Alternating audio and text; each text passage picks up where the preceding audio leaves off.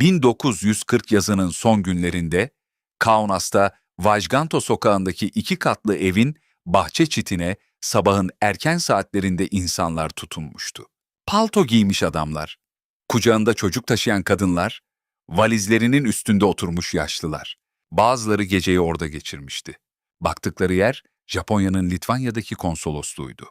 Evin içindeki adam pencerenin kenarına gelip perdeyi araladı. Çitin dibinde yüzlerce kişi olduğu anlatılır. Kuyruğun arkası sokağın köşesini dönüyordu. Elinde bir mühür, bir mürekkep hokkası ve Tokyo'dan gelmiş gayet net bir emir vardı. O emre uymayacaktı. Adı Chiune Sugihara'ydı. 40 yaşındaydı ve o güne kadar kimsenin dikkatini çekmemiş, sessiz bir memurdu. Japonya, Kaunas'taki konsolosluğunu Kasım 39'da açmıştı. Litvanya o sırada küçük ve kırılgan bir ülkeydi. Kuzeyinde Sovyetler, batısında Almanya vardı. Tokyo'nun bu ofisi açmasının sebebi ticaret değildi. Japon dışişleri, iki dev komşunun ne yapacağını yakından görebileceği bir gözlem noktası istiyordu. Sugihara Rusça biliyordu, uzun yıllar Mançurya'da çalışmıştı, Sovyet meselelerine hakimdi. Görev tanımı basitti. Bak, dinle, rapor et. Ama Kaunas'ta onu bekleyen şey istihbarat değildi. Eylül 39'da Polonya işgal edilince, ülkenin doğusundan kaçabilenlerin bir kısmı Litvanya'ya sığındı. Bunların önemli bir bölümü Yahudi ailelerdi. Vilnius ve Kaunas birdenbire gidecek yeri olmayan insanlarla doldu.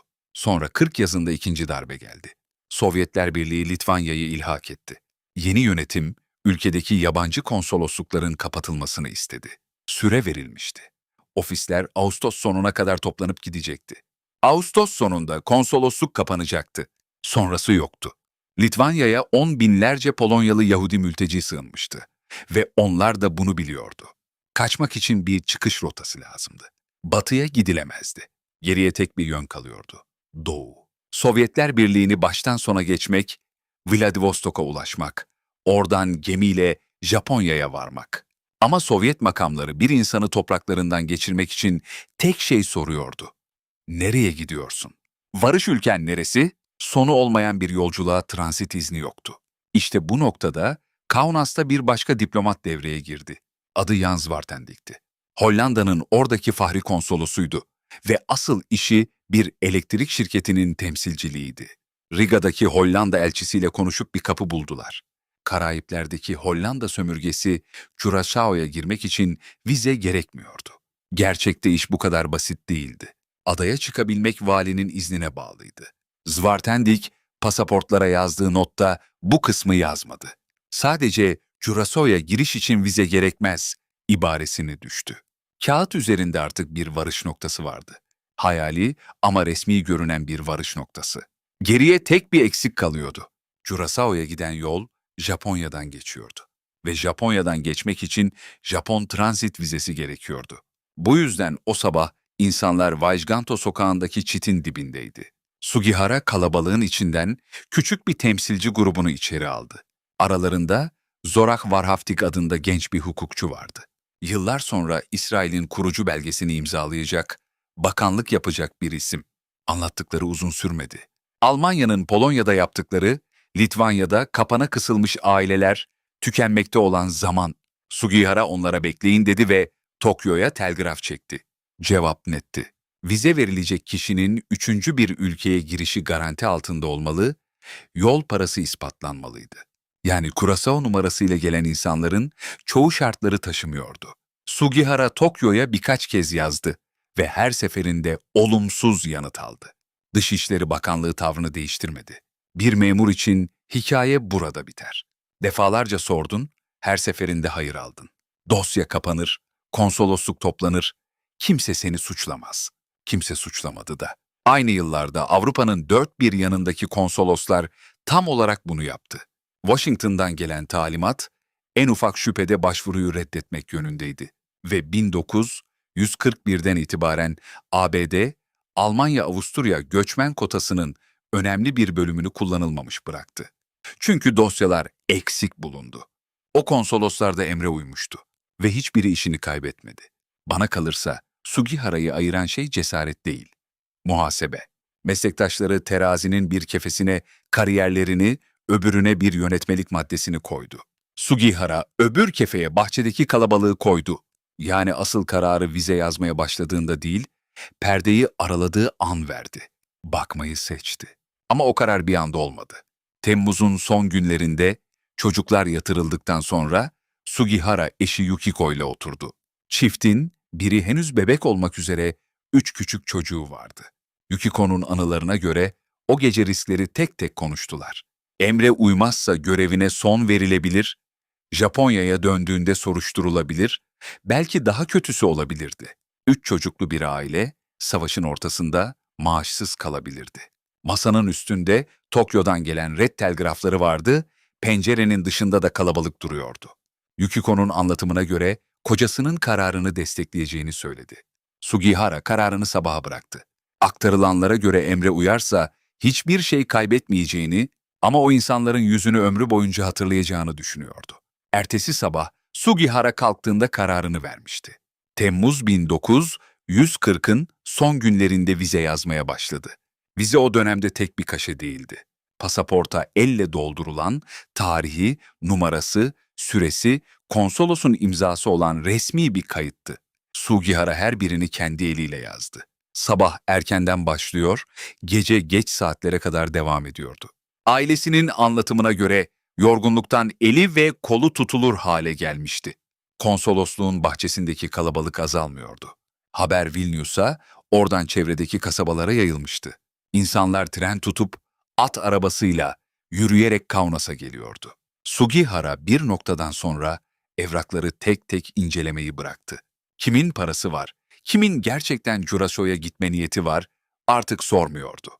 Sırada bekleyen pasaportu alıyor, yazıyor, mühürlüyor, uzatıyordu. Bir vize çoğu zaman tek bir kişiyi kapsamıyordu. Aile pasaportlarında eş ve çocuklar da yazılıydı. Yani her kağıt bazen 4-5 insan demekti. Sugihara verdiği vizelerin listesini tuttu. İsimler, numaralar, tarihler.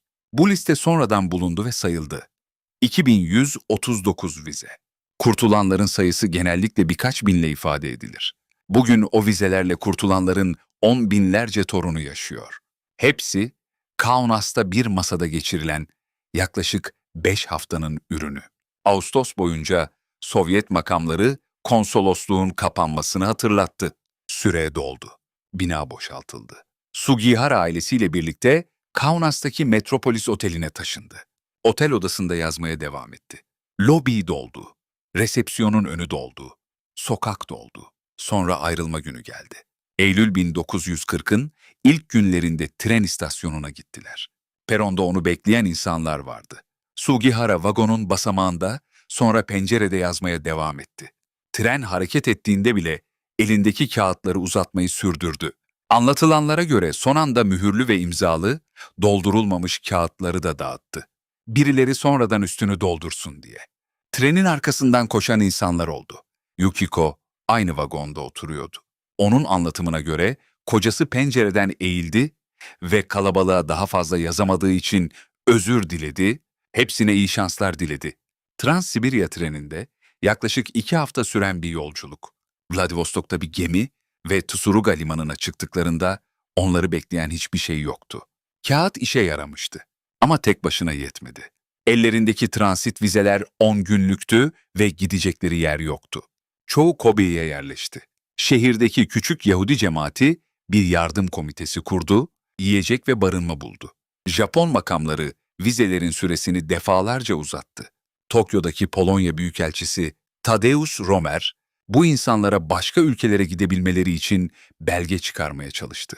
Kaunas'ta Sugihara'nın karşısına oturan o küçük grubun içinde yer alan Zorah Warhaftig, 41'de Japonya'dan Kuzey Amerika'ya geçti. Savaş yıllarını ABD'de Dünya Yahudi Kongresi'nin mülteci çalışmalarında geçirdi. Savaştan sonra Filistin'e gitti ve İsrail'in bağımsızlık bildirgesini imzalayanlar arasında yer aldı. Onun gibi çıkış belgesi bulamayanlar, 41'de Japon işgali altındaki Şangay'a nakledildi ve savaşın sonuna kadar orada kaldı. Bu insanların arasında bir bütün olarak kurtulmuş bir topluluk vardı. Mir Yeşivası. Polonya'daki dini okulun öğrencileri ve hocaları birlikte kaçtılar, birlikte Kaunas'tan vize aldılar, birlikte Sibirya'yı geçtiler ve birlikte hayatta kaldılar.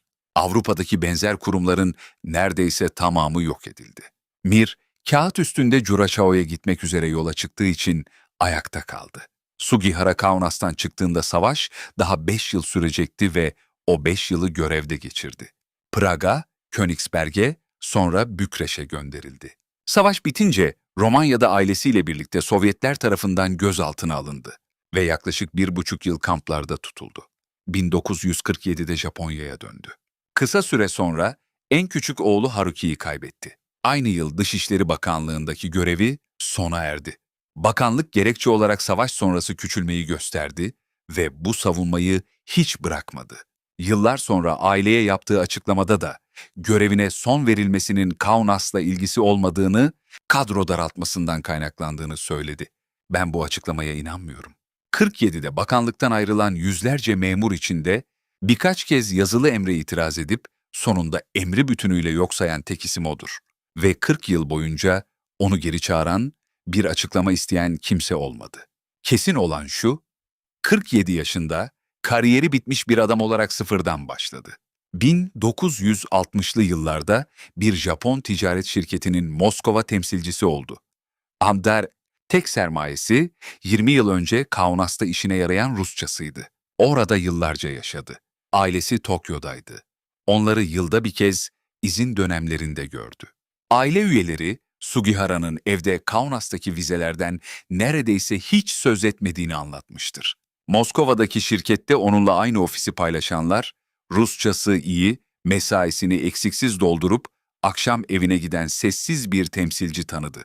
Yakın çalışma arkadaşlarının çoğu onun Kaunas'taki vizelerinden habersizdi.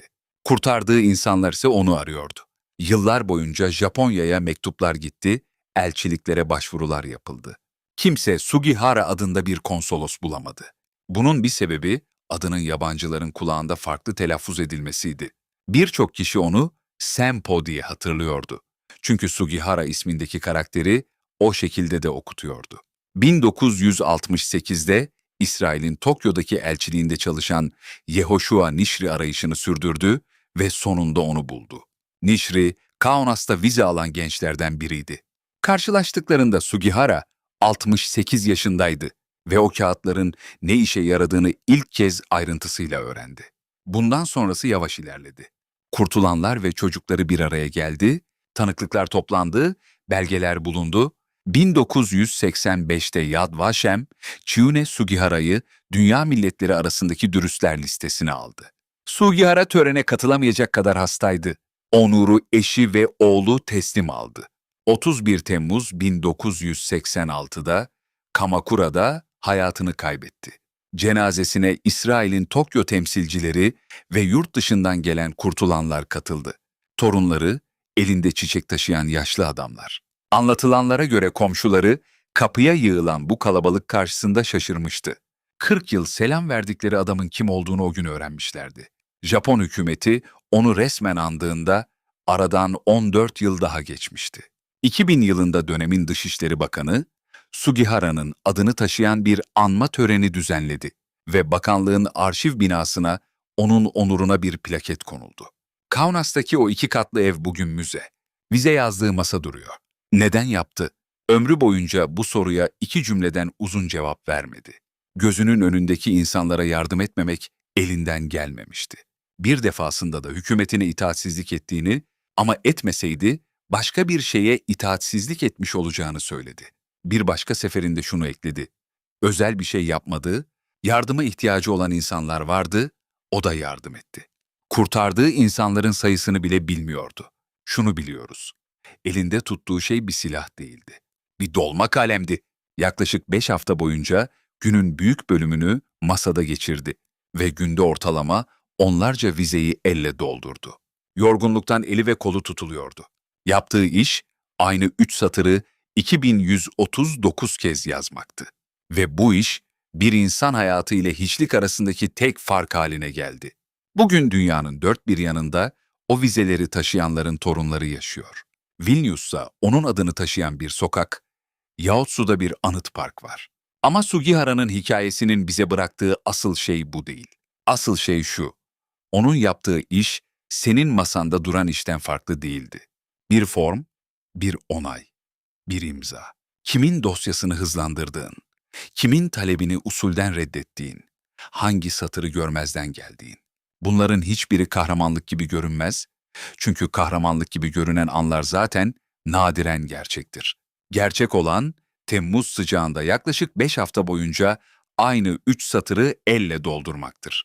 Senin de bir mührün var. Bir yetkin, bir imza hakkın, bir bu benim işim değil deme imkanın. Onu ne için kullandığını çoğu zaman kimse görmeyecek. Bir tören, bir plaket, bir teşekkür mektubu gelmeyecek. Sugihara'ya da 40 yıl boyunca gelmedi. Ama masanın öbür tarafında birisi duruyor. Ve o kişi için senin o sıkıcı, mekanik, kimsenin fark etmediği işin tek fark o.